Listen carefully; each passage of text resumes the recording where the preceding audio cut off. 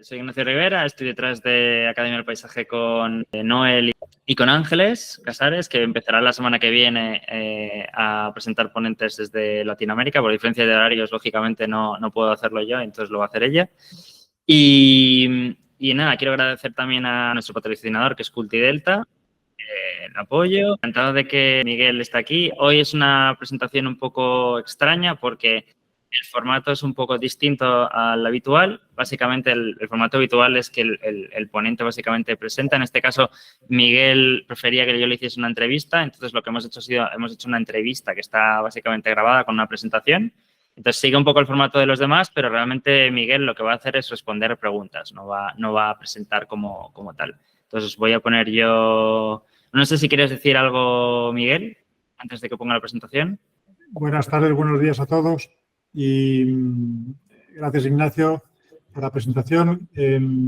Yo encantado de volver a escuchar mi rollo otra vez, espero que no os durmáis y encantado de responder a las preguntas que tengáis cuando termine esta presentación, que preferimos, Ignacio y yo, hacerla de una manera más fresca, más... en un formato que creo que yo me siento más cómodo y que me expreso mejor.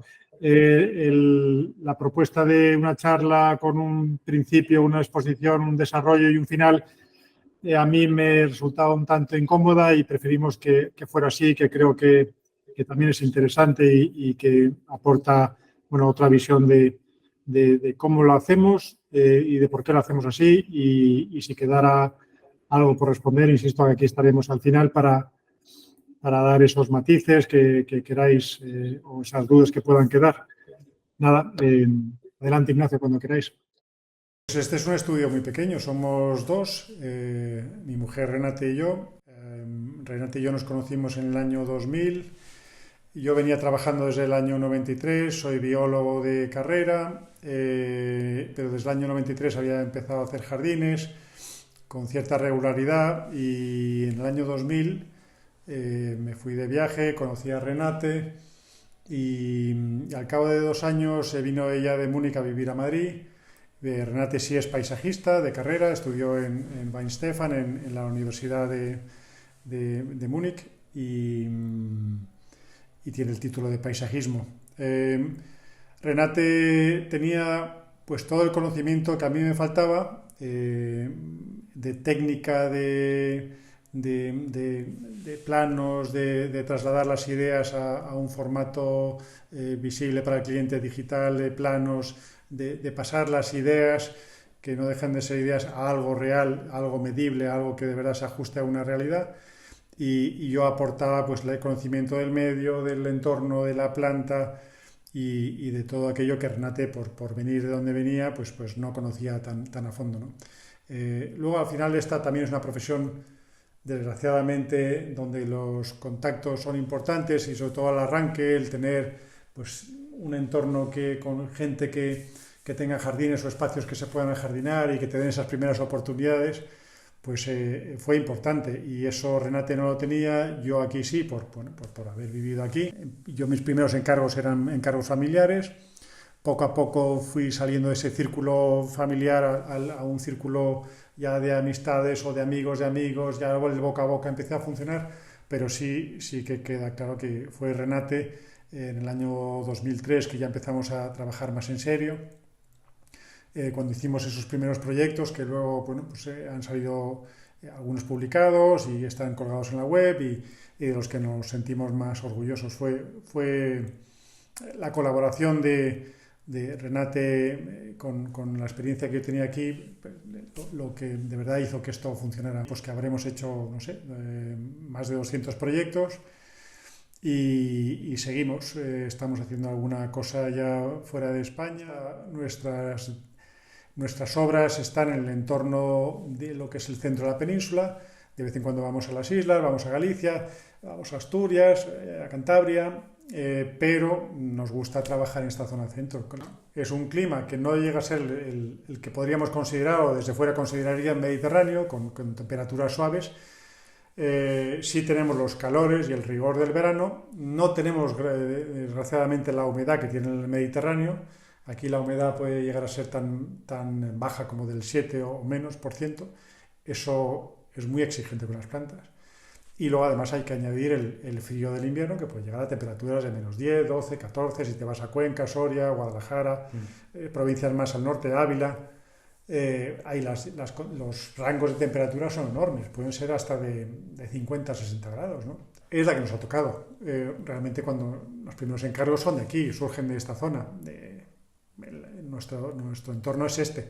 Y acabas aprendiendo a base de mucha prueba, de mucho error, de mucho experimento, de muchos trabajos donde en cada uno de ellos cometes varios errores y algún acierto. Y de esos aciertos y de esos errores, sobre todo, vamos aprendiendo y al final te conozco mis herramientas, porque al final las plantas para mí son, no sé si herramientas o elementos constructivos, o ambas cosas, pero al final yo en un jardín tengo que preguntarme, o nosotros, Renata y yo, tenemos que preguntarnos qué es lo que necesitamos, qué es lo que pide el lugar, necesito cubrirme en altura, este tipo de especies, necesito tapizar el suelo, este tipo de especies, necesito color, este tipo de especies. Tengo un abanico que ya domino, que ya controlo, con mis elementos constructivos, y según voy necesitando construir el jardín, voy tirando de esos elementos constructivos. Como intentamos hacer un jardín que repita o imite o asuma un poco los modos, las formas, los patrones del entorno natural en el que se implanta. Si me toca hacerlo en Extremadura, hay un tipo de color, hay un tipo de naturaleza, hay un tipo de vegetación que se desarrolla y se desenvuelve de ciertas maneras, a veces más arbustivo, a veces más arbóreo, a veces más herbáceo, tiene un tipo de plantas u otras. Entonces, para mí lo importante es leer bien esas claves e intentar trasladarlas al jardín, sobre todo si son jardines en un entorno más rural, más natural, que es el que al final nos hemos un poco especializado. El intento de casarme con de empastar con esa vegetación, de ligar con esa vegetación, es lo que marca un poco nuestro estilo. Entonces, la intención es que sea lo más natural posible. ¿Por qué? Pues porque creo que la naturaleza nos aporta. La naturaleza, cuando estamos en ella o nos desenvolvemos en ella, hay algo en ella que nos hace sentirnos bien, nos produce emociones positivas. ¿Cómo percibimos la naturaleza? No lo sé, es un misterio. ¿Qué hay en ella? Algo detectaremos, esos patrones, esos modos, esas formas que nos producen bienestar. Si yo puedo trasladar de alguna manera esos patrones, esos modos, esas formas al jardín y reflejo esa parte, esa naturalidad en el jardín, conseguiría, en cierto modo, provocar esas emociones que provoca la naturaleza. No es esta zona, pero aquí puede haber arces de Montpellier. En esta zona, a 10 kilómetros, hay arces de Montpellier. Pero están muy perdidos, están metidos entre masas de encinas, casi no se ven, no lucen. Oye, pues vamos a sacarlos, vamos a darles aire, vamos a darles luz, vamos a darles un entorno agradable, vamos a hacer que luzcan más. Pues eso es un poco lo que hacemos en el jardín. Con desarrollarlos e implantarlos en el jardín de una forma natural, que no sean bloques, que las masas fluyan, la fluidez es un concepto muy importante, la repetición es un concepto muy importante, porque son patrones que observas en la naturaleza, ¿no? Todo fluye, todo se mezcla, no hay cortes abruptos, todo va como mezclándose, perdiéndose poco a poco o concentrándose poco a poco, mientras lo otro se pierde. Algo se salpica de esta masa y se pierde en la otra. No es parcheado, es eso, es fluido, ¿no? Si puedo transmitir esa fluidez al jardín, pues provocaré ese efecto de natural, provocaré esas emociones que provoca lo natural. Hay 2 o 3 o 4 o más jardines que cuando he entrado, un día bueno de esos de primavera y he visto que todas las cosas funcionaban y que eso estaba bien y que estaba bien cuidado, y que colmaban, no sé si la palabra colmaban, o llegaban, llenaban las expectativas que yo me podía haber hecho cuando planeaba el jardín hace 2 o 3 años atrás. Pensaba que eso podía llegar a ser. A veces te sorprende y mejoran lo que tú preveías que podía ser. Cuando eso ocurre, pues es muy emocionante, es muy gratificante. Pero no me ha ocurrido muchas veces. La primera vez que eso me pasó en Toledo, en Consuegra. En el jardín que habíamos hecho en un patio cerrado de Consuegra, que tiene el tamaño de una pista de pádel, para que nos hagamos 20 por 10 aproximadamente, y está contenido entre un tapial de 3 metros de altura y la propia casa, en un campo de olivos y de cereal, en Cortijo, mitad de Consuegra, vamos a las afueras de Consuegra, un lugar muy duro, muy difícil, y bueno, encerramos un jardín dentro de este lugar protegido y lo hicimos muy colorido y la planta respondió muy bien, la tierra era una tierra que le iba muy bien a la planta, una tierra calcárea, la propiedad lo ha cuidado muy bien, ahora está muy encima de ello. Y pues al cabo de 4 o 5 años recuerdo haber entrado una tarde de mayo y aquello estaba muy bonito. La luz era perfecta, el entorno era perfecto, la floración estaba toda en su momento y eso fue una emoción fuerte. Nuestros jardines tienen una gran parte de lo que llamamos estructura del jardín, que es aquella parte del jardín que se mantiene bien, con buen aspecto, durante la mayor parte del año. A ser posible los 12 meses del año, ¿no? Y en nuestros jardines eso viene a ser cada vez una proporción mayor de jardín. Siempre hay una parte que tiene que ser estacional, una parte floral, pero en un jardín es peligroso poner todo el peso y toda la responsabilidad en el color, pero la forma permanece, ¿no? Y entonces es bueno que parte o que gran parte del jardín mantenga el buen tipo durante mayor parte del año. Y bueno, pues nosotros en nuestro jardín suele ser entre un 60 y un 70%, incluso más, el 70% del total de los metros cuadrados del jardín dedicados a este tipo de planta. Claro, la forma que le des a esa plantación es importante, que no sea muy estática, que insinúe el movimiento a través de la poda, no es un movimiento real físico, sino que es un movimiento insinuado por esas ondulaciones que le vamos dando. Si a eso le pones de contrapunto una planta que se mueve, como puede ser una gramínea, o una floración que aporta ese color, esos toques de color sutiles pero fuertes y claros y concretos son muy atractivos en el jardín. Y esos son un poco los efectos que intentamos buscar en el jardín. Al mismo tiempo, o coetáneos casi, fue uno que hicimos muy pequeñito en Monfragüe, cerca del Parque Natural, a las faldas del Parque Natural de Monfragüe, en Extremadura. Y era un jardín temporal para un cliente que se iba a hacer una casa y mientras se hacía la casa principal se arregló una nave agrícola. Y la nave agrícola pues quiso hacer un jardincito alrededor de la nave agrícola. La nave pues era una nave de 200 metros de planta y alrededor hicimos un jardín pues que tendría 300 metros cuadrados, no mucho más. A la propiedad, al dueño, le gustaban mucho los cactus y ya por esa zona crecían pues ágaves, chumberas, se daban de forma natural ahí, se han naturalizado y bueno, pues no son plantas autóctonas, pero se han naturalizado y crecen muy bien, con mucho vigor y con mucha fuerza en esa zona. El terreno era pobre, era difícil, era duro y nos lanzamos a hacer. A veces los jardines salen de un elemento especial que puede haber en el entorno, ¿no? Y de ahí tiras del hilo y va saliendo el resto de la plantación. Bueno, pues aquí el hilo conductor fue el ágave y la chumbera. Y ya que estábamos con esa especie de jardín, bueno, que podía parecer más el jardín de Marruecos que de la península, pues bueno, pues nos lanzamos ahí. Y lo que hicimos fue un acompañamiento a esas plantas principales de tan marcado carácter, tan arquitectónicas y que dicen tanto en ese jardín, ¿no? Los ágaves respondieron a una velocidad pasmosa, plantamos plantas que no tendrían más de 40-50 centímetros de altura y al cabo de 2 años aquellas medían casi 2 metros de altura. Tenían mucha presencia en el jardín y lo único que hacía falta era hacerles un cortejo de subarbustos y de vivaces pues que la realzara.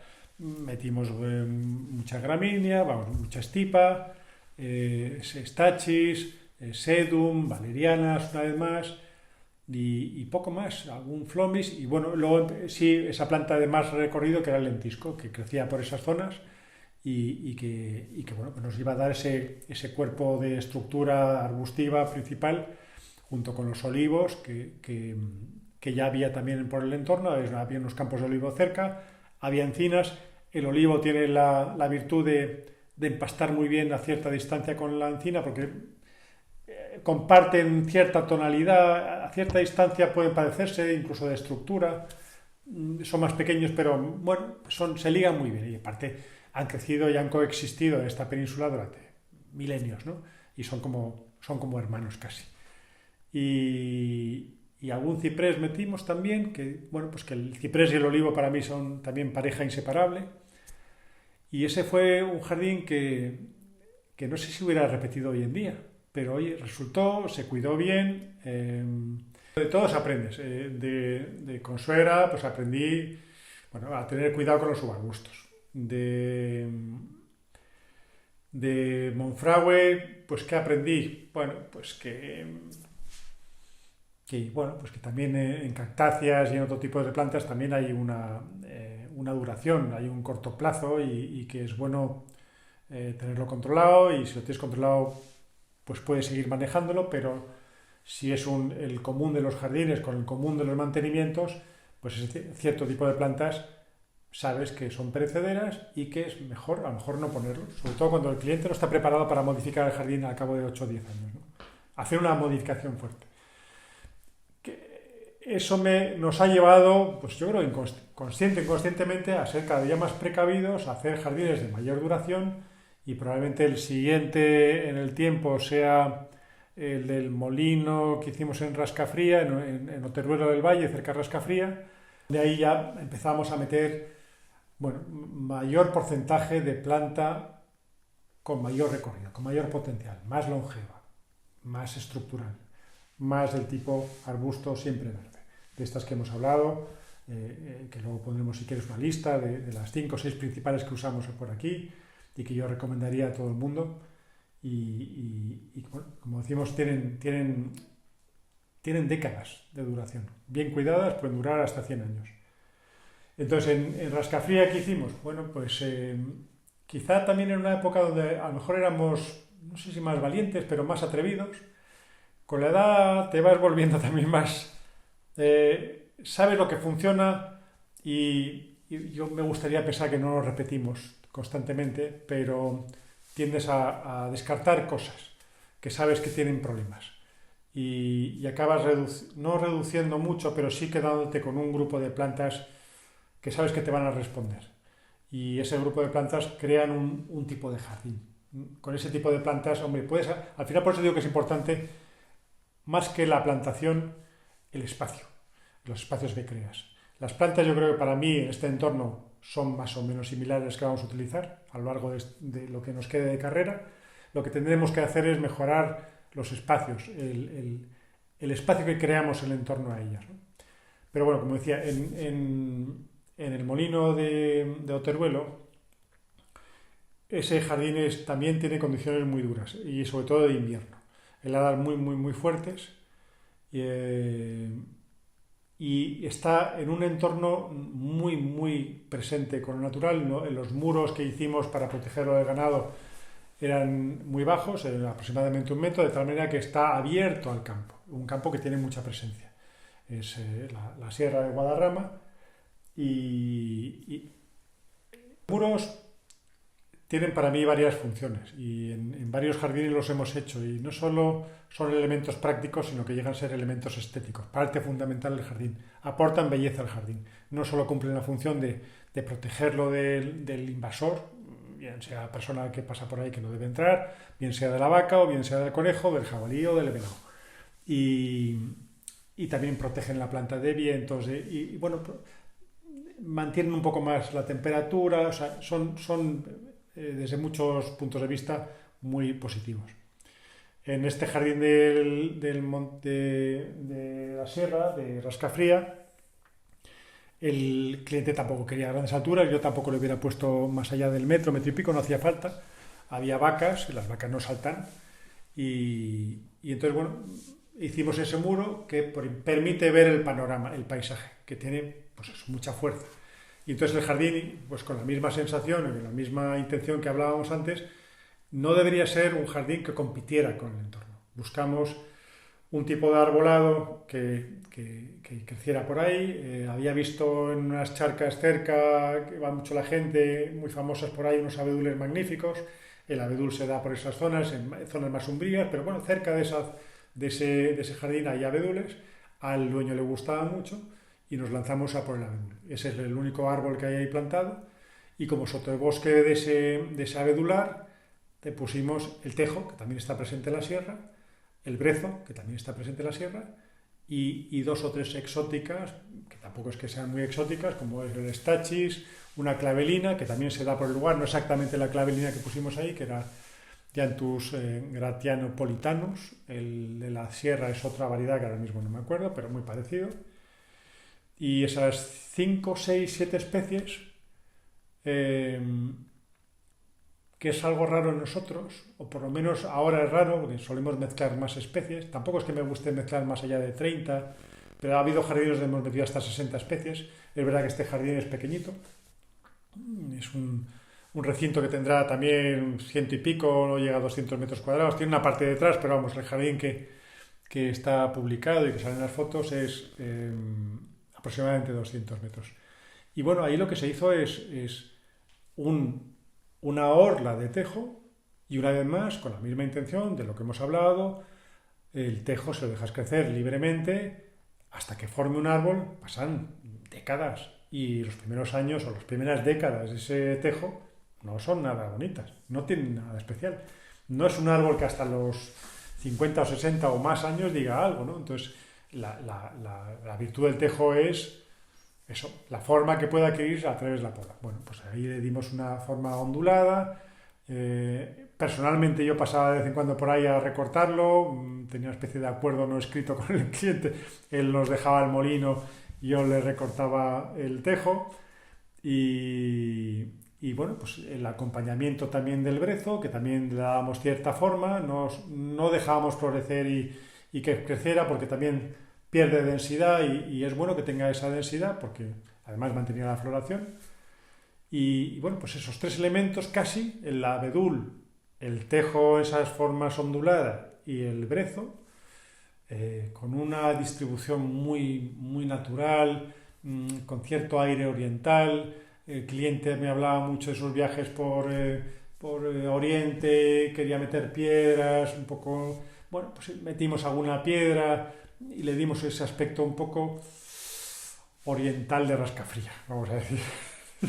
Pero bueno, pues oye, quedó bien, y sobre todo, una vez más, ha habido un jardinero ahí que ha hecho las cosas muy bien, que le gusta el jardín, que le divierte lo que hace y le pone orgullo. Y bueno, pues que los cuales han tenido, bueno, pues buenos jardineros, la propiedad ha estado muy pendiente de ellos, y yo creo que eso es lo que hace que estén bien, el mantenimiento, que no hemos hablado, o sí, pero no lo suficiente, lo importante que es. Hemos hecho, pues no sé cuántos proyectos habremos hecho, pero más de 200 seguro. Y de esos 200 proyectos, pues en la web habremos publicado 8 o 9. Alguno más podría publicar, y probablemente suba alguno más en los próximos meses, pero no son muchos, no pasan del 2% o 3% de los jardines que hayamos hecho. Eso es muy poco. ¿Eso quiere decir que todos los diseños restantes que hemos hecho eran malos? Yo creo que había algún diseño bueno. ¿Qué ha pasado para que no haya sacado yo fotos? Porque no los he visto bien. ¿Por qué no los he visto bien? Porque no se han mantenido. Entonces, mantenimiento. Diseños buenos no sirven para nada si no hay mantenimiento. No sirven para nada. Hay diseños regulares, bien mantenidos, y son muy resultones. Puede salir un jardín muy decente con diseños regulares.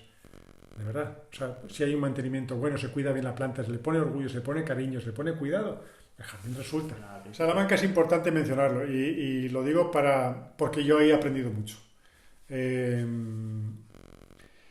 Está en Salamanca, en una dehesa muy bonita y muy bien conservada, finca de toros, el entorno magnífico, grandes encinas alrededor, y el cliente insistía mucho en el césped. Es verdad que había agua, teníamos agua suficiente, había pozos, y insistió mucho en que él quería caminar descalzo por su jardín, y que no estaba dispuesto a ponerse ningún tipo de calzado, y lo del césped era esencial, era prioritario tenerlo. Entonces, bueno, resolvimos una especie de jardín donde el césped no era una pradera extensa, sino que era una pradera que surcaba a través o alrededor o proporcionadamente con una masa arbustiva. Ya no recuerdo bien si fue por imposición suya o por requerimiento suyo, o porque nosotros estábamos en esa época donde la lavanda nos parecía que era una planta interesante, o más interesante de lo que me parece ahora. Que no digo que no me parezca interesante, pero bueno, le he visto las orejas al lobo, y en aquel momento, pues una forma de rellenar grandes espacios con poco dinero y con resultados rápidos era la lavanda. Y además era una planta que, bueno, que dentro de un paisaje muy abierto como era ese, con mucha presencia del paisaje, no iba a llamar tanto la atención, no iba a ser muy egoísta, no iba a traer toda la atención para sí misma, sino que iba a empastar bien con el entorno. Bueno, total, que hicimos grandes masas de lavanda, metimos otras especies, Salix también purpurea nana, y luego ya una orla de masa más arbustiva, perenne, tipo madroño, tipo eleagnus, filirreas ahí se helaban, desgraciadamente. Había unas heladas secas de esas horribles, helada negra que llaman por ahí, que las destrozaba, la olivilla. Y bueno, era uno de los jardines mejor cuidados, con uno de los jardineros más finos que yo he tratado. Pero hoy las lavandas duran lo que duran. Empezaron a morirse, algunas al principio se reponían, algunas se sustituían por otras plantas más perennes, más longevas, pues tipo filirrea o tipo madroño. Pero hubo un momento donde las lavandas empezaron a caer en gran cantidad, en masa, en grandes proporciones. Además coincidió con que la vida en la finca cambió. La propiedad que pasaba todo el año ahí dejó de ir tan regularmente, se trasladó a Madrid y bueno, el uso de la propiedad pues fue menor y más esporádico. No había tanta presencia de la propiedad y el pobre jardinero hizo lo que pudo con la plantación que le iba quedando, que poco a poco se convirtió en una masa de madroños, eleagnus, pero todo el espacio que ocupaban las lavandas y los sauces, que también empezaron a morir, porque también duran 10, 12, 15 años a lo sumo, empezaron a fallar. Estamos hablando de un jardín que se hizo en 2008, han pasado 15 años desde entonces, lavanda no queda ninguna. Cuando eso te ocurre, empiezas a repensarte dos veces los arbustos, santolinas, lavandas, salvias, teucrium, plantas que no puedes contar con ellas más allá de los 15 años, ¿no? Entonces, bueno, pues ese fue un aprendizaje. ¿O no? El Montecillo he entrado alguna vez, sí, y hay un lugar, un rincón especial, que es una rampa, una escalera, rampa, con plantación a ambos lados, muy alegre, muy floral, y bueno, ahí he entrado alguna vez y he dicho, uy, esto está bien, esto me gusta, esto creo que lo hemos logrado. Pero sin embargo es un jardín que no diría que tiene la personalidad que tienen los otros, que son de un carácter más marcado, porque bueno, cuando reduces el número de especies, al contrario de lo que podía parecer, el carácter se marca. Cuando mezclas mucho, al final, bueno, pues es una especie como de masa más informe, más, como diríamos, una papilla. Una zanahoria tiene mucha más personalidad que una papilla. La zanahoria está muy marcada, es un elemento único. No sé si el ejemplo es bueno, pero si yo hago una papilla con zanahoria, patata y nabo y no sé qué y no sé cuánto, al final es un puré.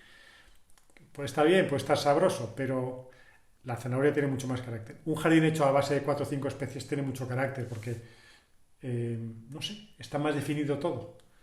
Y está más marcado y bueno, cuando se marcan más las cosas y la estructura es más potente, lo que hablábamos de los huesos, te da más carácter a la persona o al jardín. Y este jardín tiene menos personalidad. No digo que sea más feo, pero tiene menos personalidad porque está más mezclado. Hicimos también una proporción de, diría que 60% más arbustiva, perenne, de largo recorrido, y ese 40% restante era de, bueno, pues una plantación donde metimos quizá uno de los jardines con más riqueza botánica, con más especies. Yo creo que se acercaba a las 60. Y igual, una vez más, pues hubo una propiedad comprometida que se involucró desde el primer momento, que le divertía, que me preguntaba, se dejaba aconsejar, asesorar y hacía las cosas como es debido. Y bueno, pues que de todo se aprende, porque bueno, pues de ahí sacas lecciones también de manejo de plantas, de cuáles responden bien, cuáles no, cuáles mezclan bien, cuáles resemillan, cuáles no resemillan, cuáles duran más, cuáles duran menos. De todas aprendes algo, de todas, y seguimos aprendiendo un montón. Hemos hecho, evidentemente, después de estos jardines que ya tienen su década y más, tienen 12, 13, 14 años, hemos seguido haciendo jardines de los cuales, que es de Ibiza, bueno, ya están en ese momento donde casi empiezan a estar bien. Tienen ya 7, 8 años el de Ibiza y el de Ávila tiene 6. Y bueno, pues el de Ávila ha sido una sorpresa por mi parte. Fue un cliente con el que no nos entendimos al principio. Ávila no es un lugar que a priori suene como un lugar fácil para hacer jardines. No existen ejemplos en la zona que digas, oye, pues me puedo fijar en este y puedo repetir pues aquellos plantas o especies que hayan sido prósperas y exitosas en ese lugar. Cuando vas a Ávila no tienes eso, no tienes esas referencias, con lo cual te da libertad. Tienes el riesgo de equivocarte, evidentemente, porque no tienes experimentación anterior, experiencia ninguna, pero tienes libertad para actuar y nadie te puede decir, eres imbécil por haber hecho esto. No, es que no teníamos experiencia, nadie la tenía. Yo por lo menos no la tenía, no conocía de nada por el entorno. Este es un lugar que está a pocos kilómetros de Ávila, a 1000 y pico metros de altura, ya empieza a ser un lugar frío. Es verdad que está algo templado por un pantano que hay alrededor. Y bueno, a ver, esto los olivos. Vamos a ver, a lo mejor no son tan flojos como yo los veo, o es posible que puedan darse en Ávila, no es tan extremo el clima. Si se dan en Aragón, en el Alto Aragón, ¿por qué no van a darse en Ávila? Y vimos que había variedades, bueno, pues que se daban en regiones muy frías de España, como es Teruel, zonas de Aragón y Castellón y esas zonas, y bueno, pues fuimos a por ellos. Fuimos a este vivero especializado en Alicante, y donde había pues de todo tipo de olivos, de todos los tamaños, desde los casi milenarios hasta los plantas de 2-3 sabias. Yo iba con la intención de comprar olivos jóvenes, ya que si había un riesgo de que se nos murieran, pues bueno, pues que no fueran un drama, ¿no? No hubiéramos invertido ahí miles de euros en plantas que se nos murieran el primer año. Cuando entramos en el vivero estaban los grandes a la derecha, los pequeños a la izquierda. Él fijó la vista en los grandes y a por ellos que se fueron. Digo, mejor que no, esto es mucho riesgo, Gonzalo, que es como se llama el cliente. Y dice, no te preocupes, vamos a verlos. Bueno, acabamos comprando 40 olivos de los grandes, para resumírtelo. Y concreto un olivo muy especial, que no es el típico olivo que abre pronto en 2-3 ramas, 2-3 tallos principales, y que tiene una copa muy baja, muy pegada al suelo, que no te permite, es casi un arbusto más que un árbol, ¿no? Buscábamos algo que tuviera más el aspecto de un árbol. Concretamente, en esta zona de Aragón hay unos olivos que no acabo de saber todavía qué variedad es, nadie se pone de acuerdo, hablan de que es Gordal. Bueno, es un olivo que tiene un fuste alto, tiene un tronco de casi 2 metros de altura hasta que abre la copa y te permite ver por debajo de la copa, de tal manera que si plantábamos algo debajo que cogiera ese metro y pico de altura, todavía nos quedaba un espacio entre el sotobosque y la parte baja de la copa para ver a través. Bueno, pues pusimos olivos, pusimos cipreses, pasaron inviernos muy duros, pasó Filomena y los olivos siguen ahí y están magníficos. Sufren algún invierno un poquito, pero no mucho más allá de lo que puedan sufrir en zonas de Jaén con estas heladas que ha habido en los últimos años, o en zonas de otras zonas más templadas de España, ¿no? vamos, que han ido creciendo, cada vez están más bonitos y están estupendos. ¿Qué íbamos a asociar a una plantación de olivos y cipreses? Pues evidentemente una plantación muy mediterránea. El espacio es muy grande, permitía, en este caso, el uso de lavandas en grandes masas, porque, bueno, yo si el jardín es pequeño no me lo jugaría todo a lavandas. Si el jardín es grande y hay espacio para jugar a otras cosas, o por lo menos que todo el peso del jardín no caiga en ese espacio de las lavandas, bueno, pues podríamos tener cierto grado de lavandas, eso sí, mezclado con otras plantas, de tal manera que cuando fueran desapareciendo las lavandas, estuviéramos el apoyo de esa planta más longeva que, bueno, nos tapara el flanco, ¿no? la retaguardia. Eso ha ocurrido. Después de 5 o 6 años ya han muerto algunas lavandas, se ha estado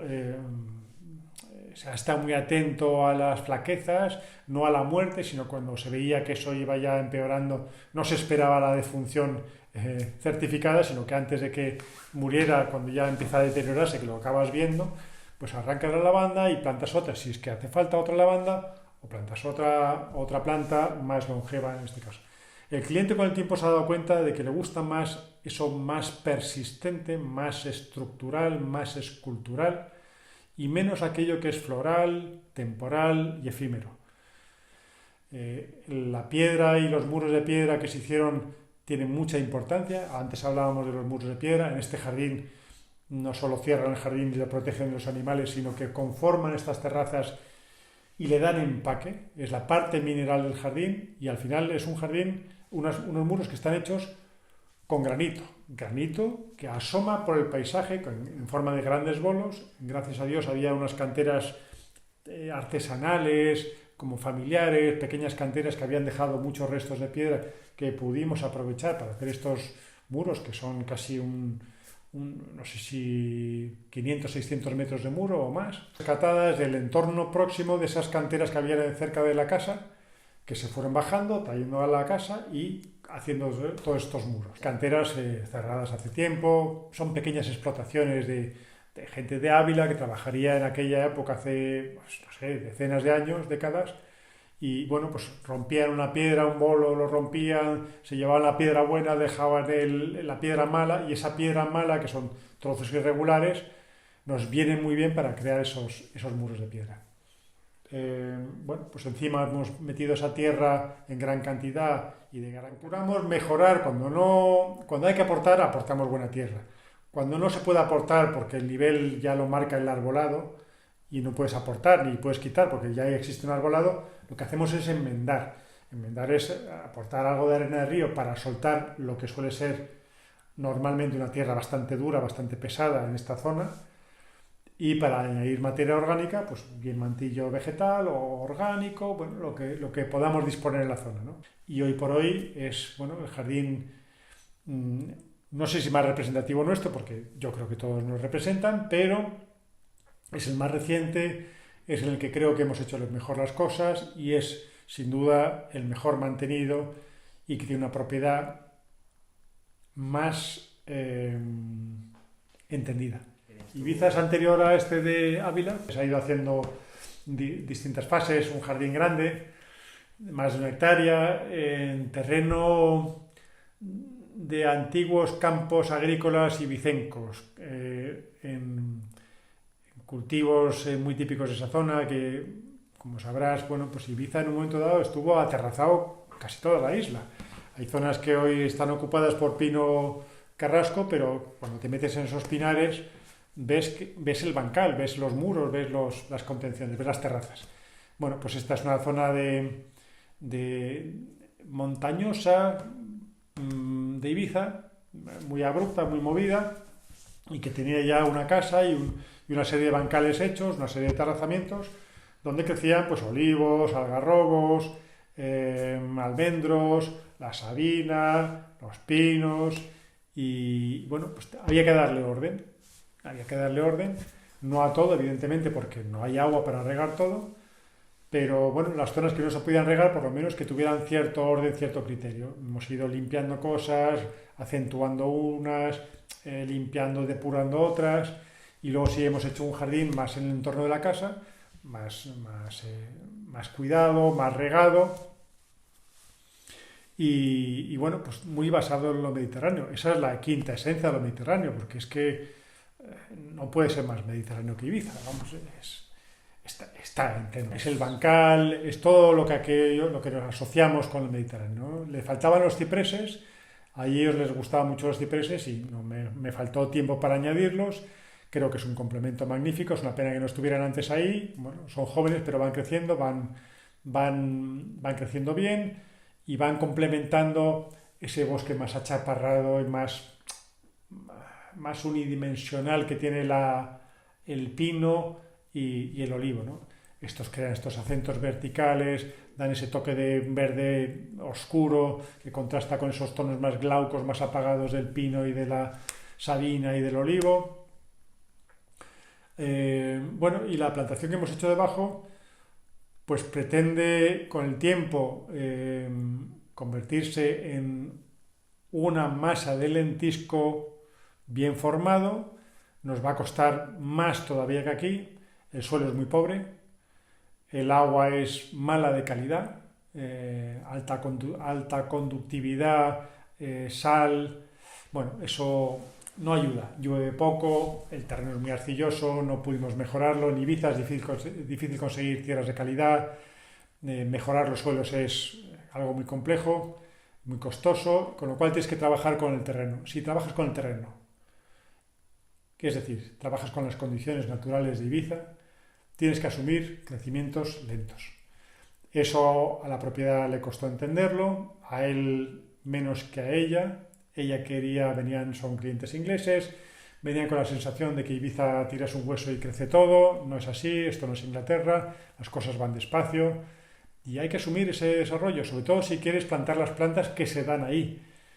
Que hay plantas que van a desarrollar más rápido, sí, pero no son las plantas autóctonas, van a requerir mucha agua y no van a durar tanto. Si quieres un jardín a largo plazo, me parece que el lentisco es la planta, no hay otra. Es la que crece ahí, es una planta magnífica, darle talla a esa planta es un gustazo, responde muy bien, pero es verdad que hay que ir despacio. No vas a conseguir grandes desarrollos en poco tiempo.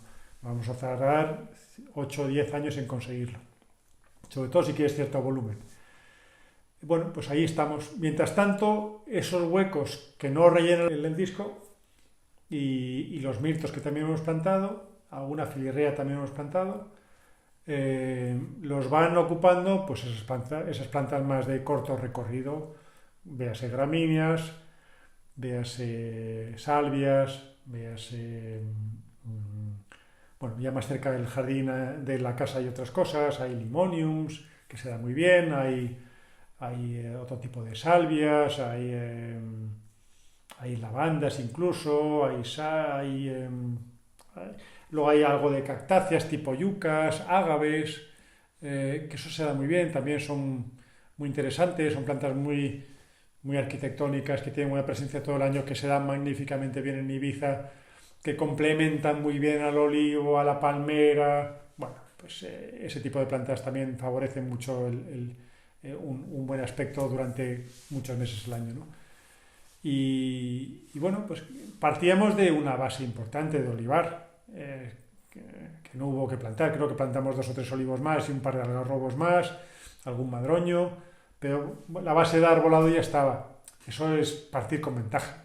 Si ya existen unos bancales que algunos modificamos, algunos rehicimos, algunos añadimos, pasaba una cartera, un camino por delante de la casa que lo llenaba todo de polvo y separaba la casa del jardín, nos deshicimos de ese camino, creamos un pequeño... La casa está como en un promontorio, el jardín que quedaba cerca de la casa enseguida iba bajando, iba perdiendo altura, con lo cual era un reto sujetar un terreno suficiente alrededor de la casa, nivelado, para que por lo menos salieras del salón, salieras de la cocina o salieras de la puerta principal, no estuvieras ya cayendo. Bueno, pues eso requirió de unos muros de piedra seca como hacen ahí, que lo trabajan muy bien. Había que aprovecharse de eso. Es una costumbre en Ibiza todavía, gracias a Dios. Se mantiene esa tradición, se hacen buenos muros a precios razonables.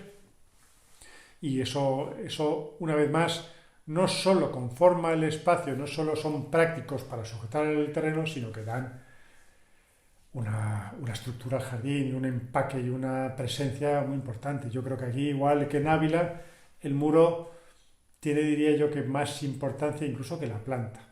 Para mí los muros de esos jardines, por lo menos en la balanza, pesan lo mismo. La parte mineral tanto como la parte vegetal. Y ese es el resumen un poco de Ibiza. ¿Hay alguna pregunta ya escrita? Pues al uso de especies locales, ¿cuáles son las necesidades de riego de un jardín así? ¿Cómo se incorpora al jardín de forma tan disimulada? Las necesidades de riego de cualquiera de estos jardines que hemos visto. Prácticamente las mismas. Todo lo que es la zona interior de España, zona centro, es prácticamente lo mismo. Y diría que el primer año de implantación hay que estar un poco más pendiente y probablemente el riego tenga que ser más regular. Y al cabo de un par de años o año y 2 temporadas, pues el jardín lo pueda regar. Perdón, un segundo. El jardín lo puede regar 3 veces por semana. Cuando hablamos de goteo, que es lo que solemos instalar en las plantaciones arbustivas o de ibaz, ese goteo es de 2-3 veces por semana, perdonad, y 40-50 minutos, dependiendo.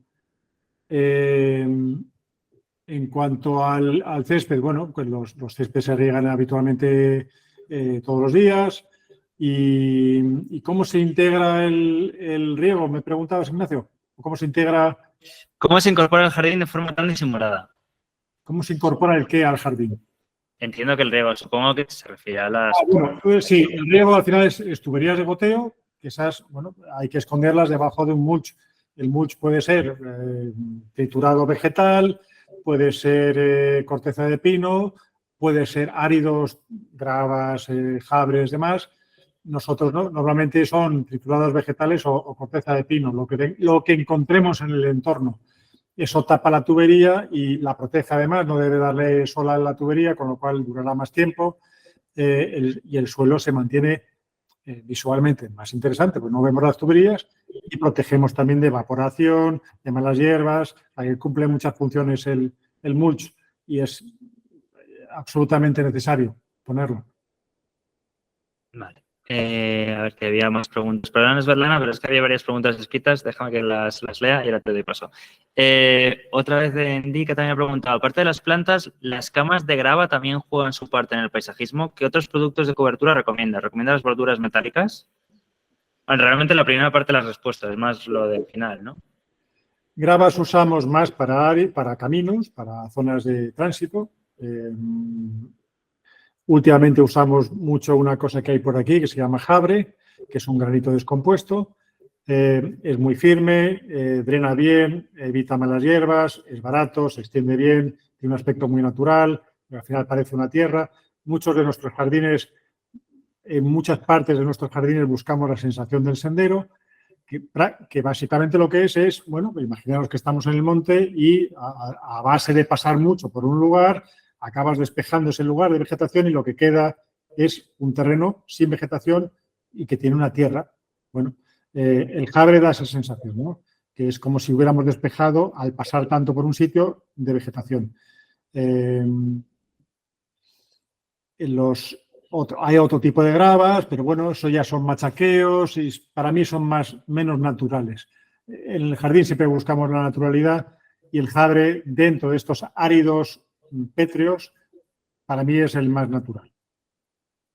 Vale, ¿y la parte que recomiendas las borduras metálicas? Borduras metálicas. Si es imprescindible, porque de verdad hay que separar 2 compuestos, véase tierra vegetal de plantación y un jabre, por ejemplo, que no deben de juntarse y contaminar el uno al otro, disgregarse el uno al otro, ponemos esa bordura, sobre todo si el camino o aquello que queremos delimitar tiene una forma muy determinada. La chapa metálica ayuda a conformar esos dibujos del camino o de la zona pavimentada. A veces colocamos adoquín y para contener el adoquín viene bien esos perfiles metálicos.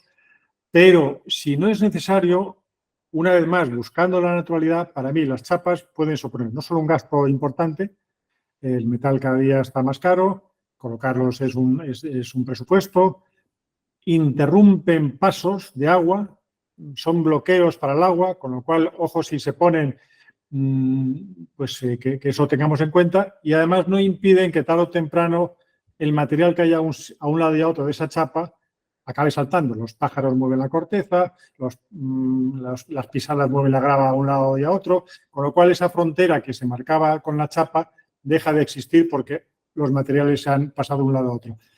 Si la elevas mucho la chapa y se ve mucho la chapa, a mí eso me queda muy mal. Yo cuando ponemos chapa, lo que hacemos es esconderla, encerrarla casi que queda al nivel, que simplemente sirva para separar materiales, pero que intentar que no se vea. Ignacio, no te oigo. Perdón, que he quitado yo el micrófono. Que digo que hay bastantes preguntas escritas, pero voy a hacerlo un poco más dinámico. Le voy a dar paso a Svetlana para que te haga la pregunta y luego ya continúo leyendo. Hola, Svetlana. Tienes el micro apagado. Ahora. Sí, ahora sí. Ya. Hola, buenas tardes. Muchas gracias por esta reunión, Miguel. Yo estoy tu fan. Hoy estaba yo con mis clientes y enseñaba tu jardín como un ejemplo cómo hacer estas velas, ondas de arbustivos. Entonces me ha sorprendido mucho tus palabras sobre lavanda. Tú has dicho que lavanda murió en 7 o 10 años, en tu experiencia, ¿verdad? Sí, la lavanda pueden durar algunas 12. Yo no creo que pasen de los 14 o 15 años. Es verdad que si las dejas crecer de forma natural, no les haces nada, estar en un entorno... A ver, la vida dura, las alarga la vida. Curiosamente, paradójicamente, una vida buena acorta su desarrollo, acorta su longevidad. Si tú la estás regando, tal, tienden a coger algún momento, pueden coger hongo. Si quieres tenerlas en un jardín, hay que regarlas.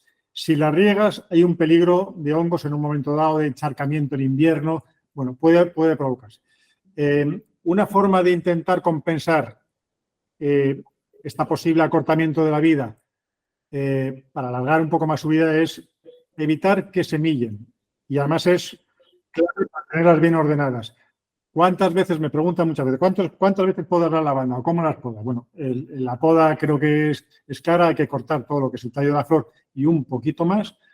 Por supuesto, la primera poda debe ser justo después de la floración, pero no esperar a que quede la última flor en la última espiga, sino que parte de esa última floración hay que sacrificarla porque lo que está provocando el retardar este recorte es que grane, es que produzca semillas. Si produce semilla, si produce fruto, está perdiendo energía en algo que no nos interesa. Nos interesa que desarrolle planta, hoja o futuras flores, pero no semillas que no nos interesan. Con lo cual, ese último tramo de la floración habría que quitárselo, recortando. Eso puede ser... Perdón, en septiembre, octubre. No, mucho antes, mediados de junio. Junio. Perdón, ahora en el Jardín Este de Ávila lo van a hacer a mediados de julio, aproximadamente. Y podría hacerse incluso un poco antes. Dependerá un poco de dónde estemos situados. Más al sur en España probablemente haya que hacerlo antes. Estamos en Marbella. Estáis en Marbella. Claro, ahí usáis otro tipo de lavandas. Son lavandas dentatas, seguramente. Yo más como lavanda gris, que me parece que más fuerte. No sé cuál es la lavanda gris. Todas son grises. No sé cuál es la... Intermedia puede ser. Es que no sé, depende, hay varias que son grises. La dentata es muy común en esos jardines del sur y esa como que no para de florecer. Es muy difícil coger el punto. Yo, desde luego, no la uso porque aquí se nos hiela. Y es verdad que esa tiene unos requerimientos distintos de la angustifolia, de la Munstead, de la Hitchcock. Angustifolia, creo que angustifolia. Si es angustifolia, yo recomiendo una poda antes de que termine la floración. No esperar a la última pequeño atisbo de flor, no. Sacrificar el último tramo. Ya cuando la espiga empieza a estar un poco fea, aprovechar y recortar. Recortar severo. Y luego, otra probablemente sería a final de septiembre, que habrá vuelto a deformarse un poco la planta y antes de entrar el invierno, dejarla otra vez recortada. Si al final del invierno, este tercero ya es, bueno, si los jardines están muy, muy, muy bien cuidados, ese tercero podría ser ya para nota, ¿no? Para sobresaliente o para matrícula.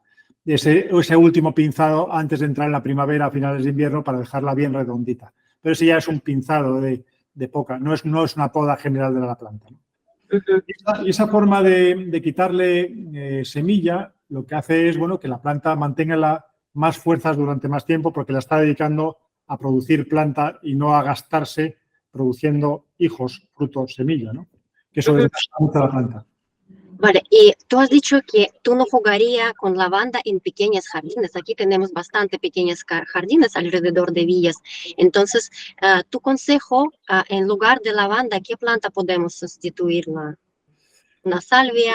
Si pones lavanda, lo que quería explicar antes es que si tú pones plantas que tienen un 10, 8, 12 años de vida, tienes que tener eso muy en cuenta, porque ¿qué va a pasar cuando esa planta desaparezca? Una lavanda cuando muere ha dejado un agujero de aproximadamente ¿1 metro? ¿O más? O 2 metros de diámetro. Eso es mucho, eso es un boquete. Si es un jardín pequeño, es un boquete importante y hay que estar atento a qué se hace después. ¿Volver a plantar una lavanda? Probablemente no, porque habrán cambiado las circunstancias, el jardín está más sombreado, ya la lavanda no funciona en la sombra. Y es lo que mi evolución de estos 30 años me lleva a hacer cosas más longevas. ¿Qué es más longevo? Bueno, no he explicado en el vídeo, pero creo que es algo muy importante. Tú en jardinería puedes provocar los efectos más obvios y más fáciles de entender con los que podemos crear emociones son a través del color, a través del movimiento, a través del aroma, a través de la textura. Y hay un quinto que es la forma que le damos a las plantas, la densidad, cómo esculpimos esas plantas, topiaria o de formas orgánicas, cloud pruning, tiene muchas formas de llamarlo. Eso para mí crea un efecto. Ese efecto tarda en conseguirse, no es inmediato, no se puede comprar, hay que hacerlo a base de coger plantas, juntarlas unas con otras y ir dándoles forma, que vayan cogiendo cuerpo, densidad.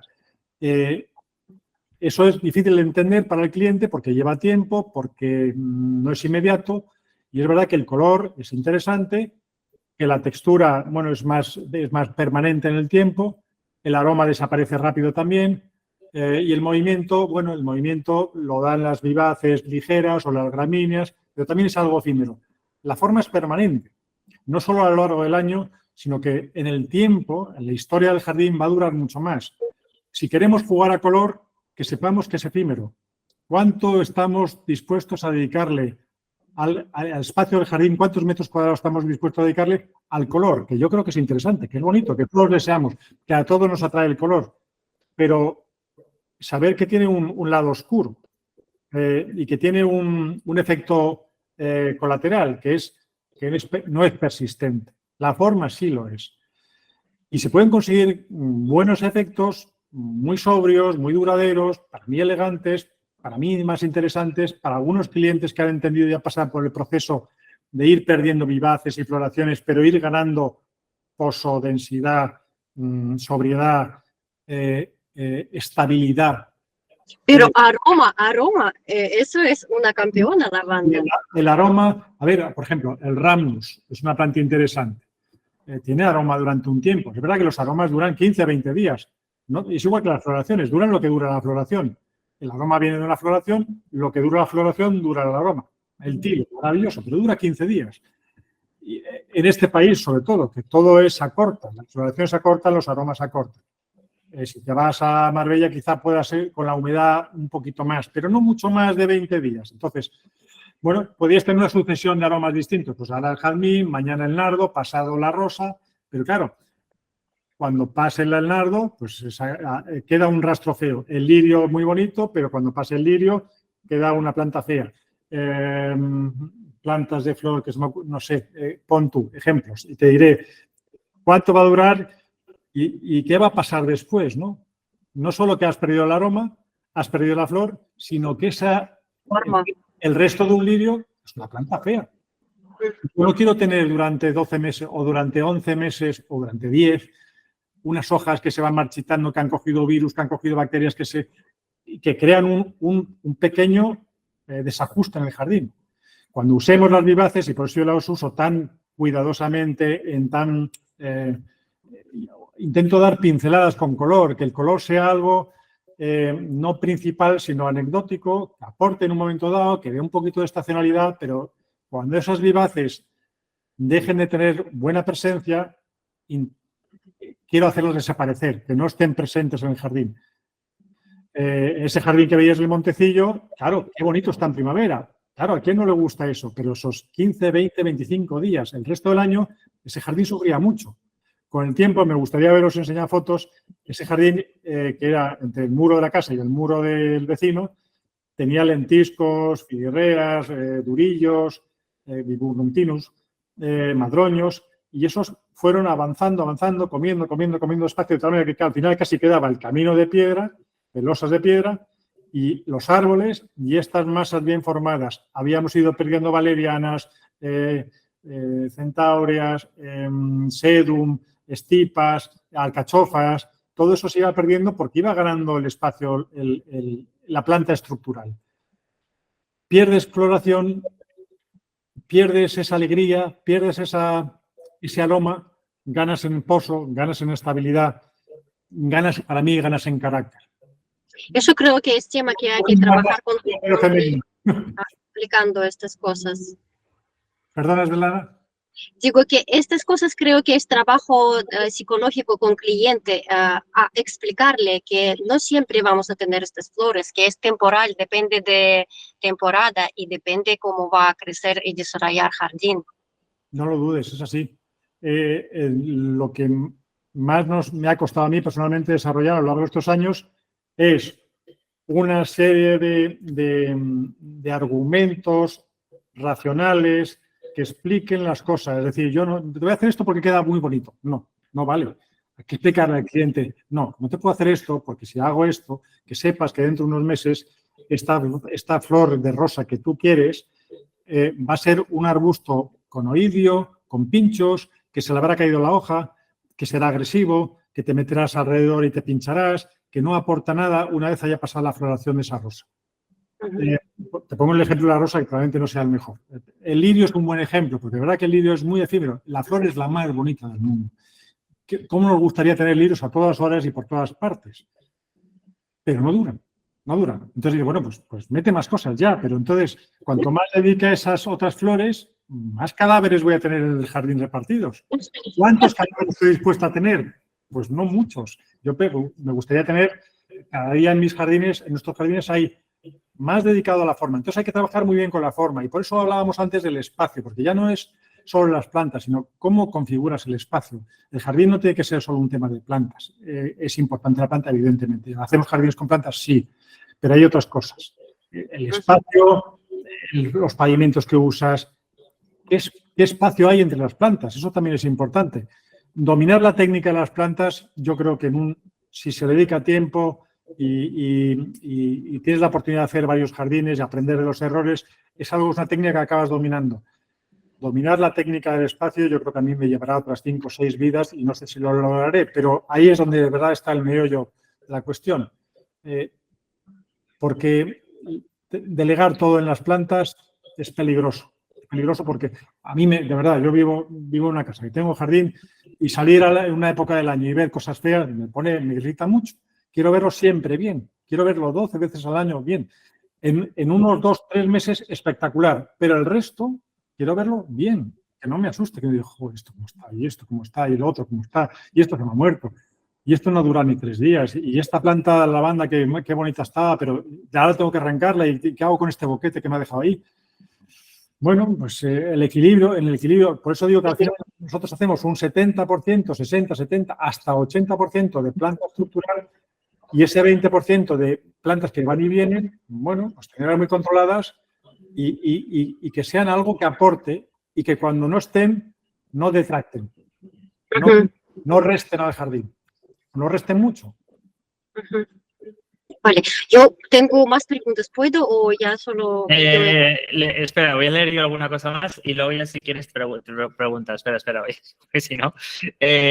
vamos a ver. por ejemplo, Clara de Muñoz y Moreno te pregunta, hola Miguel, una pregunta, una vez muertas las lavandas del jardín de Salamanca que hicisteis, pregunta, ¿las sustituisteis o se hizo una reposición de la misma especie? Hombre, si era lavanda sería la misma. Espera. Ah, no, se refiere en general, si la sustituiste o si hiciste una reposición exactamente de la misma especie. Mientras la propiedad estuvo por ahí viviendo y estaba un poco más encima del jardín y cuidaba de su desarrollo y de esta evolución, y se iban muriendo lavandas, que al principio eran pocas, claro, al principio, pues al 5.º año murieron 10, al 6.º año murieron 30. A lo mejor habíamos plantado, no sé si 1.500 lavandas, un porrón. En el 3.er año, pues ya no eran 20, ya eran 50 o 60 lavandas. Entonces, durante los primeros años, cuando eran pocas lavandas, se iban sustituyendo. Cuando eso de repente él pierde interés, se vuelve a Madrid y las lavandas caen a 100, a cientos, pues se paró. Sí es verdad que sustituimos algunas lavandas pues por más salix, por más madroños, por más arbusto de ese que sabes que va a durar y que es independiente de que la vida en la finca cambie. Pues yo tengo que hacer jardines, o tenemos que hacer jardines no a 30 años vista, yo quiero hacerlos a 100 años vista. Luego durarán lo que duren. Pero es demoledor y es muy triste y a mí me ha hecho cambiar de opinión cuando llegas a un jardín a los 8 años y ves que eso ha cambiado radicalmente. Es verdad que el jardín estaba muy basado en la lavanda y quizá hubiera sido bueno meter pues, quizá más planta estructural, esa que no ponía tanto en aquella época, hace 12 años. Pero hoy por hoy ya me la sé, ya la he aprendido. Ojo con las lavandas. En este jardín la hemos metido, pero están mucho más medidas. Si se van muriendo, sé que hay una propiedad que está atento a quitarlas antes de que eso sea un drama y va sustituyendo poco a poco. Algunas se resemillan, las coge, las vuelve a plantar, compra 4, 5, 10, 20 cada año y las va colocando si es que hace falta más lavanda. Bueno, pues eso es lo que... Yo es que no las he utilizado nunca, yo creo. Nunca me he atrevido. ¿Lavanda? O sea, pues lavanda, no me he atrevido en la vida, vamos. O sea, me da ¿Es miedo. No. He puesto la Munstead alguna vez debajo de un olivo, pero vamos, poca. Pero siempre es como, desde que empezamos era como, es leñosa, ya, no. En fin, que nunca. Pero bueno, enhorabuena, Miguel. Me encanta. La respuesta por aquí. Me alegro verte. Un abrazo. Igualmente. Vale, ¿te han hecho alguna pregunta que, bueno, se repite un poco con alguna que han hecho antes? Porque te dice, ¿cómo hacéis la entrega de gravas caminos con la tierra vegetal? ¿Utilizáis algún material separador? Lo que has hecho tú, ¿no? El perfil metálico, básicamente. Sí, pero a ver, si buscamos, si es un jardín muy formal, yo creo que hay otros sistemas de separación, ya que se va a hacer, que se vea. No sé, si el camino es de piedra losa, pues entonces ya es el propio camino y la planta puede invadir, pero bueno, queda bien claro dónde está lo uno y lo otro, porque la piedra necesitará una solera, la solera ya separa más adentro. Si es jabre o grava al lado de tierra y tenemos miedo de que se vayan a contaminar, pues a mí no me preocupa. Yo lo que quiero es al final, si este era el límite, la planta que he plantado a ambos lados del camino, tarde o temprano, o lo que estoy ya preveyendo es que va a seguir creciendo y va a montarse encima del jabre, de tal manera que al final no tendré jabre, corteza y planta, sino que tendré jabre y planta. Perfecto, que es el efecto sendero, ¿no? Yo voy por el sendero y lo único que tengo es la tierra que piso constantemente y de la que no crece nada porque estoy pisando constantemente y la planta a ambos lados, que llega hasta donde puede llegar, que es hasta mi presencia. Esto lo hacemos en los jardines un poco más ancho, en vez de ser un senderito de 30 a 40, pues puede ser senderos de 2 o de 3 o de 1,80 o de 1 metro, depende de las zonas, depende de los jardines. Pero que al final no sería una separación. ¿Por qué? Yo de verdad creo que cuanto más natural, o por lo menos es nuestra forma de ver el jardín, cuanto más represente lo natural, más bonito va a ser, más nos va a recordar a esa naturaleza y si nos recuerda a lo natural, nos aportará las virtudes que lo natural nos aportan cuando estamos inmersos en ello, ¿no? Si repetimos esos patrones, esas esencias que tiene lo natural en el jardín, o intentamos imitarlas, o evocarlas, o repetirlas, o interpretarlas, cuanto más cerca esté la interpretación de la realidad, más cerca estaremos de esas emociones que dan lo natural. Y la chapa, para mí, sobra. Sobran las luminarias, sobran todos los elementos artificiales del jardín, sobran. No soporto ver una tubería, no soporto ver un difusor, no soporto ver una chapa, no soporto ver algo tirado que no pertenezca al jardín. Cuanta más planta y más material natural, sea grava, sea jabre, si haces un suelo de ladrillo, fantástico, si haces un suelo de piedra también, bien, pero que solo haya eso, no más cosas. No hace falta más cosas. Cuantos menos elementos, mejor. Vale. Dani te pregunta qué 4 arbustos de largo recorrido aconsejarías. Pues si estamos trabajando desde luego en cada país tiene los suyos. Yo recomiendo que se usen los suyos. El otro día estuve hablando con un paisajista chileno y él me hablaba de unos que eran prácticamente los mismos de forma, de estructura, de hoja, de desarrollo que unos equivalentes que tenemos aquí nosotros. ¿Cuáles son los que yo tengo aquí o con los que trabajamos habitualmente? Olivillas, que son filirreas, tanto latifolia como angustifolia, como una que se llama media, que es una mezcla entre angustifolia y latifolia. Es un híbrido de las dos y se llama filirrea X media. Esa es imprescindible para nosotros. Madroño. Yo en todos mis jardines he colocado madroños. Es verdad que da más desarrollo, es verdad que la puedes dejar crecer como un árbol natural y es una planta estupenda. Es decir, te sirve para un roto, como para un descosido, para sombra, para sol, para suelos pobres, para suelos ricos, para el norte, para el sur, para el este y para el oeste. La puedes formar en un seto bajo, aproximadamente de 1 metro, 1,5 metros, la podrías mantener durante muchos años o puedes dejarla crecer libremente como árbol.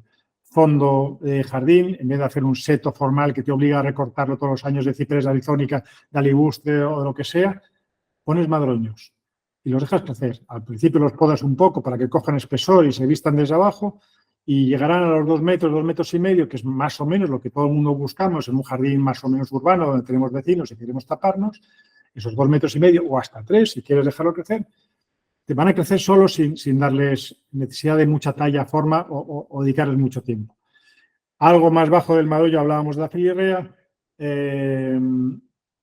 El Rhamnus aladierno, Rhamnus alaternus, es un poquito más caprichoso, necesita más agua, más humedad y puede perderse, no dura tanto. Yo lo descartaría.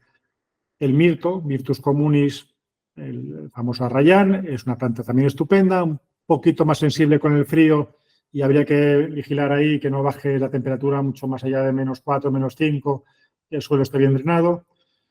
Hemos hablado de filirrea, madroño, mirto, lentisco si estamos más en zonas mediterráneas, más térmicas. Pistacia lentiscus es otra planta excelente, en Ibiza lo hemos usado. En algún jardín de Madrid, pero va más despacito que la filirrea y da un tono de hoja pues más cobrizo, más rojizo, que a lo mejor nos descoloca un poco si lo que buscamos es el verde puro. A mí esos rojizos a veces me chirrían un poco e intento evitarlos.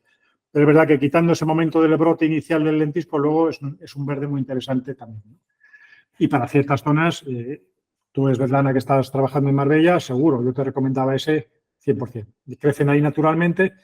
Qué bueno aprovecharse de algo que crece naturalmente ahí, que no va a coger plagas, que está adaptada a ese entorno. Si es que ya no es por capricho ecologista, es sostenible. Vamos a dejarnos de monsones. Yo cuando planto cosas, lo planto porque van a estar bonitas. Lo más bonito va a ser aquello que no va contracorriente, que ya crece en el lugar, que no necesita muchos cuidados, que no necesita mucho riego, que no va a necesitar plaguicidas. Eso va a crecer mejor. Si crece mejor, estará más bonito. Si está más bonito, aporta al jardín. Si encima están por ahí, crecen por ahí, puedo empastar, puedo unir ese jardín con el entorno, si es que mi jardín está metido en un entorno más natural, donde se perciben, pues eso, el lentiscar que pueda haber alrededor, el olivar que pueda haber alrededor, el encinar que pueda haber alrededor, el pinar. Esos elementos habría que intentar meterlos en el jardín. Insisto sobre si el jardín está en un entorno donde tiene que relacionarse con el paisaje. Si es un entorno muy urbano, estamos cerrados, entre edificios, entre vallas, más libertad, usar lo que queráis. Siempre el clima manda, ¿no? El clima y el terreno manda y siempre es recomendable usar las especies que ya han evolucionado en ese entorno natural. Si es el Mediterráneo, Mediterráneo. Si es el Mediterráneo continental, Mediterráneo continental. Y luego esas pequeñas exóticas, pues en pequeña proporción y con cuidado y sabiendo que algunas se pueden trasladar de California, de Chile, de otros climas mediterráneos, de Sudáfrica, de Australia. Sabemos que funcionan porque son condiciones similares, plantémoslas. pero la parte estructural y sobre todo el arbolado, para mí es esencial que sean lo más representativos del lugar donde hacemos el jardín. El arbolado es el que más espacio ocupa visualmente en el jardín. Es el que da el carácter esencial del jardín. El carácter principal viene del arbolado. Es el que nos va a ligar con el entorno próximo. Si ese arbolado que hay en el entorno próximo, yo aquí tengo encinar y pinar, encinas y pinos. Si me voy un poco más abajo, tengo fresnos. Y si me voy un poquito más lejos, tengo arces de Montpellier. Esos 4 elementos los he metido en el jardín. Madroños, por supuesto, que también son de esta zona de Madrid. Y esa es mi estructura principal de arbolado. Y eso funciona muy bien y me ayuda a que el jardín tenga una sensación, eso tan manido y tan repetido, de pertenencia del lugar. Si el jardín está muy en relación con el paisaje, el jardín va a luchar por la atención. O sea, si yo tengo un panorama y tengo un jardín, ambos van a luchar por la atención, por mi atención. Si mi visión no puede ir hacia el paisaje y volver hacia el jardín de una manera fluida, cómoda y fácil, van a entrar en conflicto. Y eso no es bueno. No es bueno. Muchas veces es casi mejor taparse el paisaje. A veces el paisaje puede ser muy abrumador y puede estar influyendo demasiado en la percepción que yo tengo del jardín. Hay un jardín muy bonito, yo creo que es los jardines más bonitos del mundo, históricos, ya tiene sus años, debe tener ya sus 70, 80 años, de Russell Page, Villa Page, me parece que se llama. El más conocido, lo habéis visto 1000 veces. Y ese jardín he visto fotos del comienzo. Y las vistas no eran malas. Yo creo que se ve al fondo pues, una villa italiana, un pueblo italiano interesante, una campiña italiana. Y él plantó pues, una serie de arbolado para, al principio se veía, en las primeras fotos de los primeros años de ese jardín, se veía el paisaje. Y se veía ese arbolado joven. Las fotos posteriores de años más tarde, cuando ya el jardín estaba maduro y los árboles habían crecido y apantallaban la visión de ese paisaje, para mí son infinitamente mejores que el comienzo del jardín. Ya se verá que el jardín ha cogido estructura y cuerpo y que los setos de boj o de, no sé qué son ahí, yo creo que son de boj, pero bueno, tienen sus formas. Pero es que el fondo del jardín, que es lo más difícil de conseguir en un jardín porque es lo que más tiempo lleva a hacer, pues la planta que más desarrollo necesita. Si eliges bien las especies y no quieres hacer atajos temporales buscando especies de rápido desarrollo, como se hacía aquí antiguamente, se plantaban chopos, llorones, arizónicas, leylandis, ese tipo de cosas que nos tapan pronto, pero que, ojo, duran poco, con lo cual a los 20 años tienes un problema. Planta algo que sea longevo, que sea duradero, a lo mejor tardas más en conseguir esa altura que tú buscas, pero cuando llegues a esa altura ya será para muchos años. Y cuando por fin consigues tapar tu visión del paisaje, que a veces puede ser bonito, pero no es interesante verlo, a mí me parece más satisfactorio. Que, oye, que quede alguna ventana al paisaje está bien, y eso es lo que hay que medir, pero no una visión abierta a tu entorno. Yo creo que eso no es bueno. Hay que concentrarse, cuando estás en el jardín. Ya saldremos fuera y veremos el paisaje. Pero desde el jardín, yo quiero centrarme en el jardín. Perdón, que estaba con el micrófono cerrado. A ver, te voy a leer un poco así. Bueno, Dani también te da la enhorabuena. Fernando Hortelano te da las gracias y gracias por explicar todos los problemas. Gisela pregunta, te da las gracias por la presentación y te pregunta, bueno, esto no la has respuesto, ¿no? Si te sugieres una poda drástica anual o bianual. De hecho, sugieres más de una, sugieres varias al año. Varias. Si hablamos de planta estructural, voy a intentar ser más conciso. Si hablamos de lentiscos, durillos, madroños, filireas, este tipo de plantas, mirtos, planta estructural, al menos 2 podas al año. A veces los primeros años hasta 3. Es verdad que no son las 3 iguales. Hay una severa, que ahora yo he hecho las mías hace 3 semanas aproximadamente, 3-4 semanas, y luego seguramente a finales de verano haré un retoque antes de entrar el invierno y a la salida del invierno ya será una cosa muy ligera y de algunas. Es verdad que con el tiempo, sobre todo si los primeros, esto es muy importante, si en los primeros años tú has conseguido formar la planta, le has dado una disciplina, tienes ya de arranque desde el suelo muchos tallos, de tal manera que ya a cierta altura, que para mí una altura razonable es el 1,20 m, 1,50 m, no más, porque si empiezan a ser más altas no te dejan ver el resto del jardín. Se trata de mantener estos arbustos a una altura media, ¿no? Para que cuando llegues a esa altura no tengas que darle todavía 3 recortes anuales y más bien 1 o quizá 1 cada 2 años, has tenido que empezar muy pronto a producir mucha ramificación. Cuantas más ramas, menos longitud de brote tendrás cada año. Se va dividiendo la fuerza que tiene la planta entre más tallos, con lo cual cada brote será más corto. Llegará un momento donde la planta ya tenga 8, 10, 15 años, donde quizá la brotación anual sea de pocos centímetros. Es lo que se consigue con el boj. El boj entre yemas tiene muy poca distancia. La filirrea entre yemas tiene mucha más. Por eso tenemos que ser todavía mucho más severo en la poda con ella, para conseguir que se vaya cortando la distancia entre yemas y que se vaya cortando la distancia, el brote que va a hacer cada año, a base de producir mucha ramificación. Esto es válido para todas estas plantas que estoy hablando. 2 mínimo, 3 recomendable, para que dentro de 8 o 10 años puedas reducir a 2 o a 1, y para dentro de a lo mejor de 15 o 20 años, quién sabe, puedas incluso reducir a 1 cada 2 años o un retoque puntual de vez en cuando.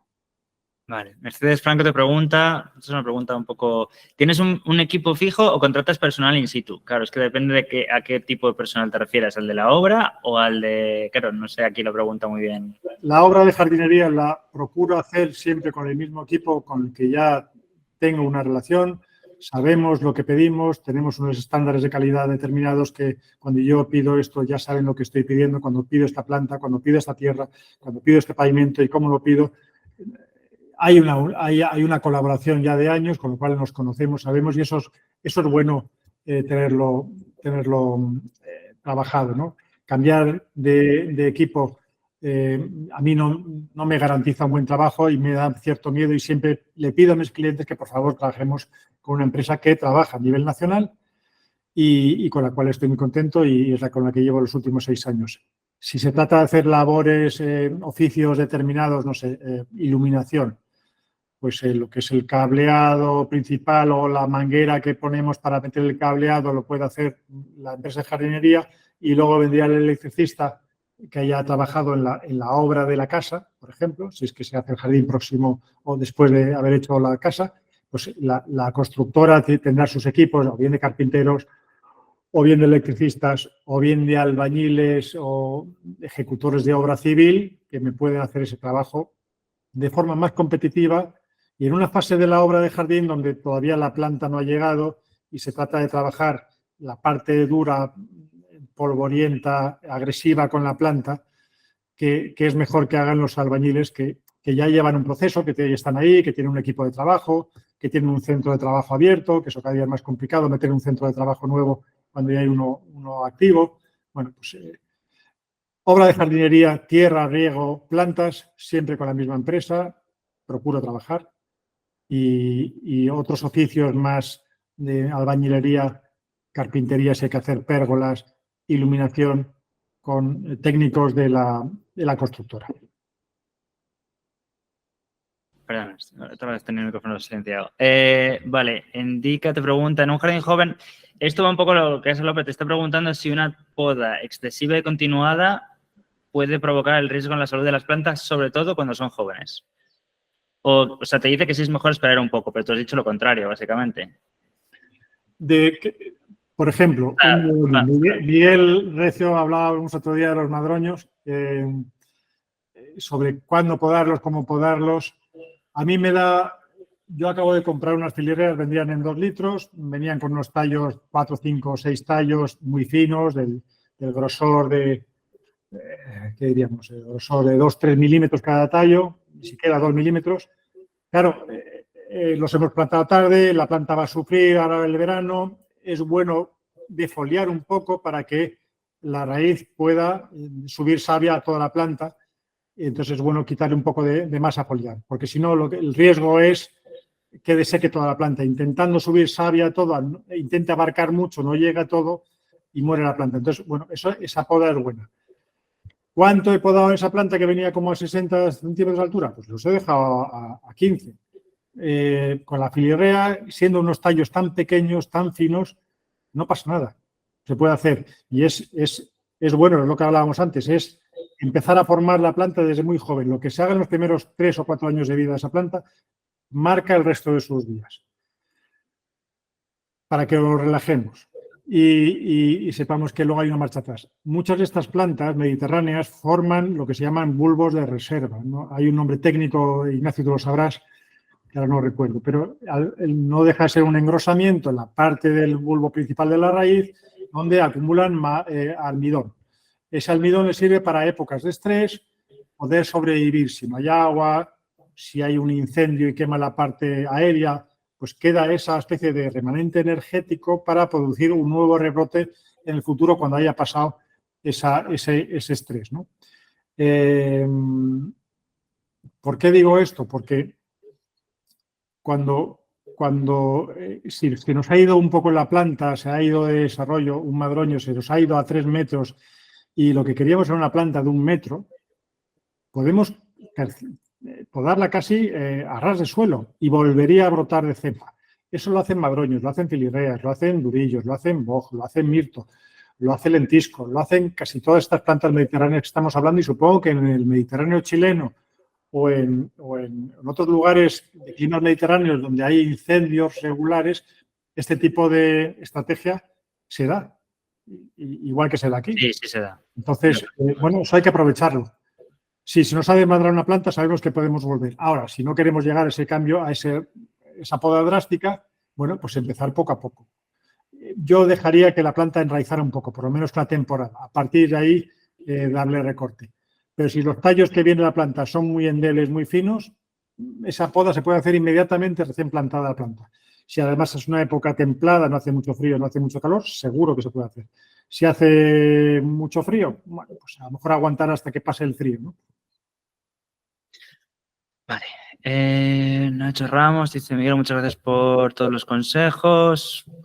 Bueno, básicamente dice que entiende lo que dices de las vivaces, ¿no? Y apostar por el color que aporta el follaje. Marta Enrich te pregunta si usas el boj como planta estructural. Contadas ocasiones. ¿Por qué lo voy a usar teniendo sustitutos mucho más resistentes?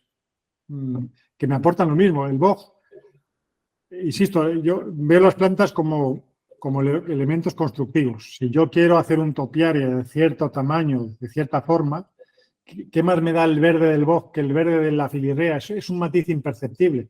Uno es un poquito más claro y depende además de la época del año. Pues uno está más verde en una época del año, otro está más oscuro, el otro brilla un poquito más, un poquito menos. Pero al final, ¿qué voy a formar? ¿Quiero hacer una bola de boj?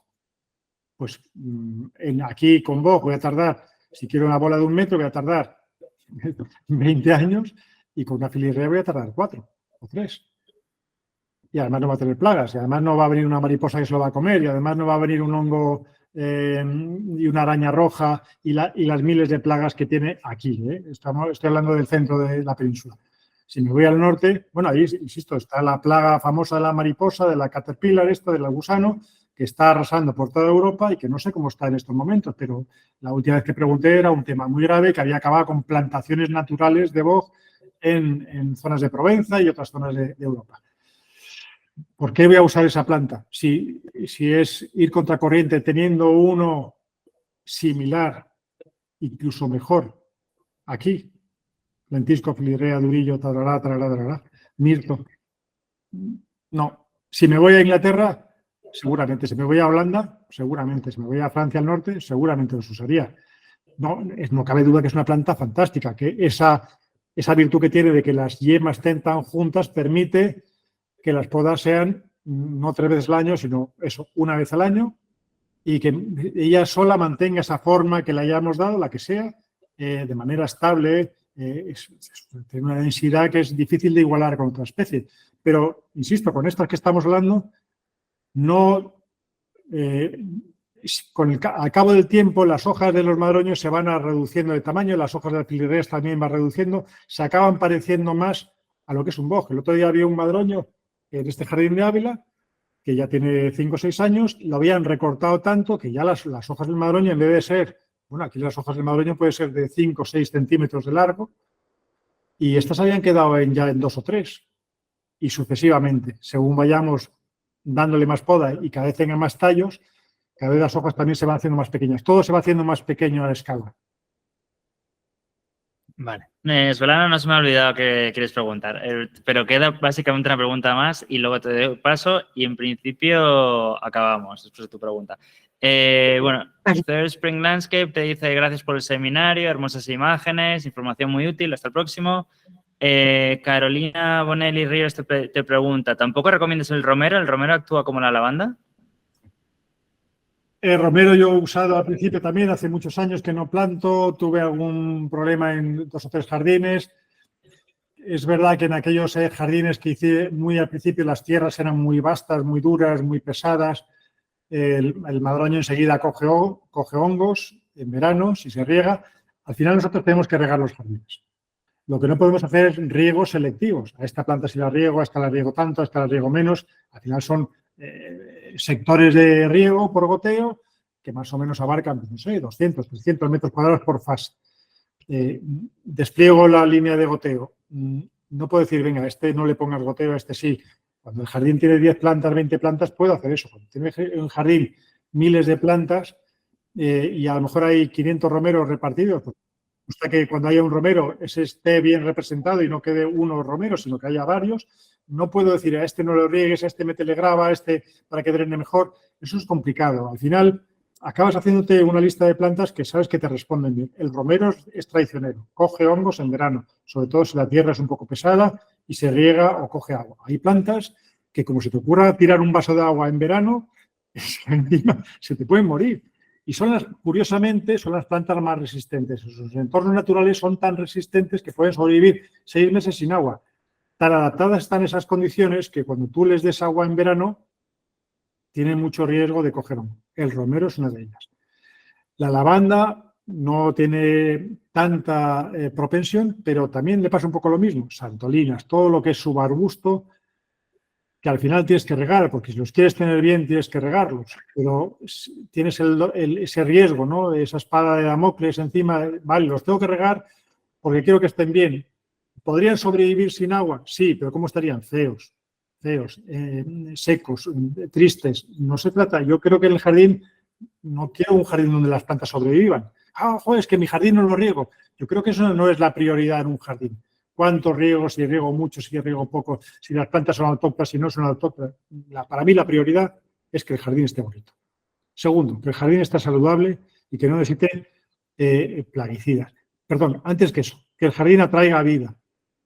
Cuanto más diverso, más bonito, perdón, más vida va a haber. Pero ojo con la diversidad porque puede provocar luego, pues esto que hablábamos de la vida. Entonces, bonito, diverso, eficiente, es decir, no muchos plaguicidas, no mucha agua. Me estoy perdiendo un poco, perdón. ¿Qué habla Ignacio? Esto era sobre el romero y básicamente nos estabas diciendo lo que tú encontrabas que era importante en un jardín con respecto, pero lo estás diciendo por el tema del riego, que no te gusta centrarte demasiado en si riegas demasiado poco, porque lo importante para ti básicamente es eso, que sea diverso, que esté atractivo, que no tenga plagas. Esto me estás contando. Pues sí, perdón, el romero, bueno, pues una planta que me da disgustos, entonces, insisto, yo quiero plantas que funcionen, con las que pueda contar más allá de el primer año. Sobre todo si es un romero, podría sobrevivir, perdón, eso quería decir, el romero en sus condiciones naturales puede sobrevivir muchos años si no se riega, pero en un jardín yo tengo que regar. ¿Por qué tengo que regar el jardín? Porque quiero que esté bien, no quiero que sea simplemente una colección de plantas que sobreviven, quiero que esté bonito y para eso tengo que regarlo. Y si tengo que regarlo y hay una planta que sufre por ese riego que le voy a dar en verano, fuera. Ese es un poco el principio de esa respuesta. Vale. Nada, voy a dar... Bueno, por mí, me divierte mucho. O sea que no os cortéis por mí, hacer hasta cuando queráis. Nadie me espera. Judith dice muchas gracias por compartir generosamente, que una formación contigo sería magnífica. Mercedes Franco, te da las gracias también y por lo instructivo que es la charla. Y doy paso a Svetlana, que te quiere desde hace un rato hacer otra pregunta. A ver, Svetlana. Sí. Miguel, quería preguntarte si tú usas tela de mala hierba debajo de piedras o en un Prohibido. nunca. No, y te digo por qué. Porque aquí usan mucho en Marbella, ponen mala hierba, después encima o corteza o piedras blancas estas de granito y me parece feo porque después sale siempre. Tú lo has dicho. No sirve para nada. Su único objetivo es evitar las malas hierbas. No lo evita, con lo cual No todo evita. lo demás es perjudicial. Si por lo menos evitara las malas hiervas, digo, bueno, pues vale, compensa lo otro, que es pérdida de circulación